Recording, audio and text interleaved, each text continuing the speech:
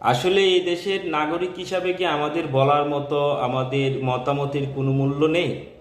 বারবার একই ব্যবস্থা করে যাচ্ছেন। আমরা আমাদের ভোট প্রয়োগের মাধ্যমে আপনাদেরকে ক্ষমতা দিলাম না, শুধুমাত্র কে বা কারা আপনাদেরকে এভাবে অন্তর্বর্তীকালীন সরকারের দায়িত্বটা দিলেন, এখন এসে সংবিধানের কবর দিয়ে দিবেন, সংবিধানকে বাতিল করে দিবেন। আচ্ছা, আপনারা সংবিধান বাতিল করেন, যাই করেন, আমাদের ভোটটা নিয়ে, আমাদের মতামতটা নিয়ে তো করবেন। আপনারা আমাদের আগে মতামতটা নেন, আমাদের ভোট নেন, তারপর একটা নির্বাচিত সরকার হোক, মানুষের অন্তরের প্রার্থী সংসদে যাক, সংসদে তার আগে একটা কিছু করুক, তখন কিন্তু সেটা মেনে নেওয়া যাবে। কিন্তু আপনারা সব কিছুতে নাক গলাচ্ছেন, যেভাবে মন চাইছে সেভাবে সংস্কারের কথা বলে নিজেদের পরিধিকে আরো শক্তিশালী করছেন, এটা কিন্তু আমরা মেনে নিতে পারবো না। কিসের সংবিধান সংস্কার করবেন আপনারা? সংবিধানের সব কিছু সংস্কার করার কি রাইট আপনাদের আছে? এটা একবার বলেন।